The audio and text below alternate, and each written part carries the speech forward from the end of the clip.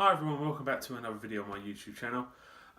As I said in my original first video, that I have a lot of big interests.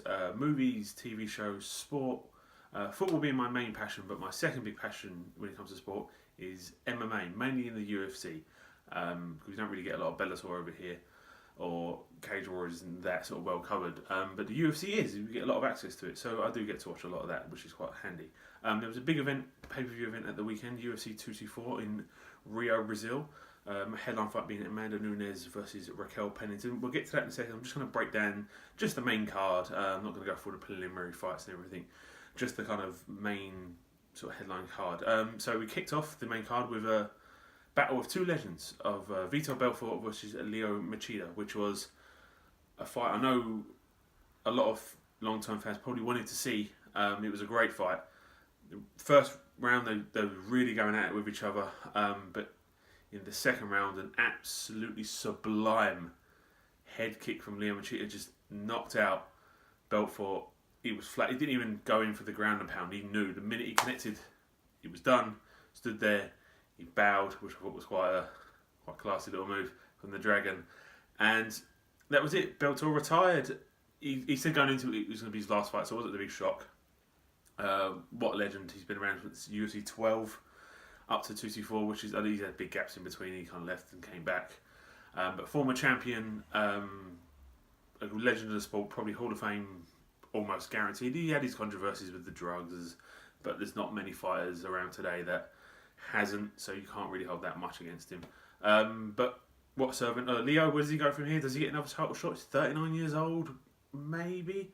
I think it might be a bit beyond him. I would like to see him. He called out Michael Bisping, I think, after the fight. I'd like to see that as a retirement fight for Bisping. I think that would be quite a good fight to see those two go at it. Next up was Lineker versus Brian Keller. An absolute war these two had. It was like a video game. I will admit I was flagging a little bit by this point. This was nearly 4 a.m. in the morning. I was a little bit dozy. But these two just woke me back up. There was a big gap between the two fights. But these two were just going hammer. So it was like a video game, just swinging. No one, forget defensives. Eventually, Lineker caught Keller with a massive hook, out cold, and that was the end of that fight. Another fantastic fight. Had a load of finishes on this card. I think there was 11 in total, which is equals a record, which is a bit sport really, because going into it, I don't think there was a lot of hype to it, but there were some fantastic finishes in this one. Second one was the Mackenzie Dern versus Amanda Cooper, which Mackenzie Dern just, there's been a lot of hype about it. She's been undefeated. There was all this talk, and Amanda Cooper I thought could have caused her some problems, but she didn't really. She kind of found it a bit easy. Got on the ground, submitted to it with a choke. The only thing that kind of spoils this victory for Dern, I think, is the fact that she missed weight by 7 pounds, which is a lot. Not as if you missed it by a pound, you could take it. Any excuse. I know she had problems getting a flight over to Brazil. I think she missed her original flight, so she got there a bit later than the rest of the card. But 7 pounds is, she was closer to the next weight up than she was to a strawweight, which is 115. I think it's the last 115 fight we're going to see from Mackenzie Dern. I think the next fight will go up to 125, which I think will be good for her. I think she'll. There's a lot of competition in it. It's quite a new division for the UFC. Obviously, I know Valentina Shevchenko's just moved down to that weight. Paige Van Zandt is in that weight, and as well we've got the champion Nico Montoya, who we've not seen since she won the belt. A tough fight finale 26. There's some fights in there I think she could do. I think she could do quite well in that division, and it will save this whole controversy with the weight cut. She's had problems in the past, so I think 125 for her from this point forward. Amanda Cooper, I think she spoke well leading up to the fight. She did, hats off to her for keeping the fight on after Mackenzie missed weight. I think there's still a bright future for her. I think she can do very well in the strawweight division going forward. Then we had the big co-main event, Jacare Souza versus Kelvin Gastelum. I really like Kelvin Gastelum. He's a very good fighter. He seems a lot more comfortable now at middleweight. This went the full distance. They only fought on the main card. They did go the full distance. I think the decision was right. Going into it, I think it was tied. Going into that third and final round, and I think Kelvin Gastelum just did enough, put a little bit more pressure on, just to get the win. So there's no complaints from me. I think it was the right decision. Again, another fantastic fight. These two just going at it. I think these two are going to be future Hall of Famers one day. Gastelum, I think, is on a good rise now. I think he can. A few more wins, a few more fights. We'll see how the Whitaker Romero fight comes out, who's going to be a champion after that, and then maybe a future fight for Kelvin Gaston. We never know. Then we had the headline fight: Amanda Nunes versus Raquel Pennington. A little bit of background: my first ever UFC live event I ever saw in real life was UFC 207, which was in Las Vegas, which was the Amanda Nunes versus Ronda Rousey, and all the hype was around. Rousey was back. She's great. She's fantastic. You know the story. And then Nunes took her apart under a minute, smashed it to pieces. I was so impressed by Amanda Nunes. I'd liked her up to that point, but to see her do that to Ronda Rousey and just all the hype that had gone around how great Ronda Rousey is, and she just took her to pieces. I think it was brilliant, and I've followed her quite closely ever since. This fight, I think, could have been a potential step over because Raquel Pennington is a very, very tough girl and can hang with the best of them. But she's gone up a level since the Shevchenko fight, where I don't think she was quite there. I know she pulled out in the first fight, and then they had the fight actually got on a couple of months later. She didn't seem to have a kind of usual sort of power swagger. I don't know whether she wanted to try and get to the 5 rounds, because everyone said she would gas out. She never made 5 rounds, and she meant the 5 rounds.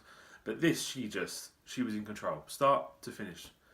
Never really looked in any trouble. Never looked like she was gonna be caught or anything. Her defense was fantastic. Her striking was immense. She was controlling the grappling.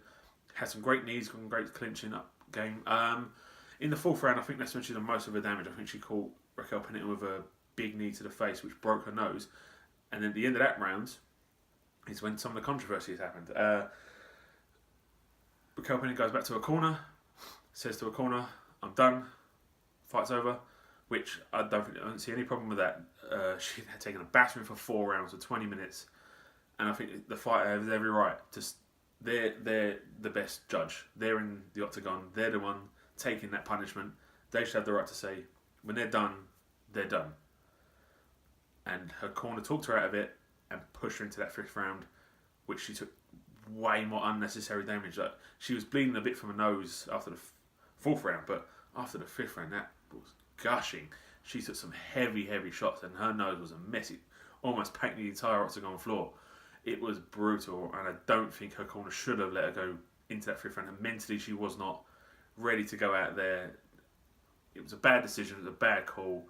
I don't think it was malicious. I don't think the corner meant it. I think they kind of wanted her the best of her. I think they went with the best intentions, but those intentions should never have happened. She never should have gone out there. Amanda Nunes, I think, smelt blood literally and just smashed and pounded her, hit some massive ground and pound. And that was the end of the fight. And the fight was already over by that point anyway. Nunes retains the belt at bantamweight. Where does she go from here? There's not a lot of competition at bantamweight. It's a bit of a kind of mix-up division. No one's really on a streak enough to kind of really challenge for the belt, I feel. So maybe a dream fight.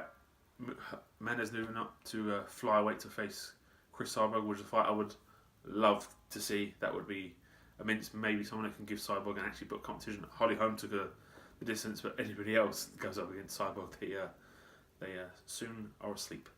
Anyway, that was the event. It was a very good event. For someone who didn't have a lot of hype going into it, there were some fantastic fights. I love the fights in Brazil because you get a lot of the Brazilian Jiu-Jitsu fights, so you get a lot of submissions, which I like to see. Knockouts are always fun, but I love to see a good few submissions. There was a couple of great ones in this fight.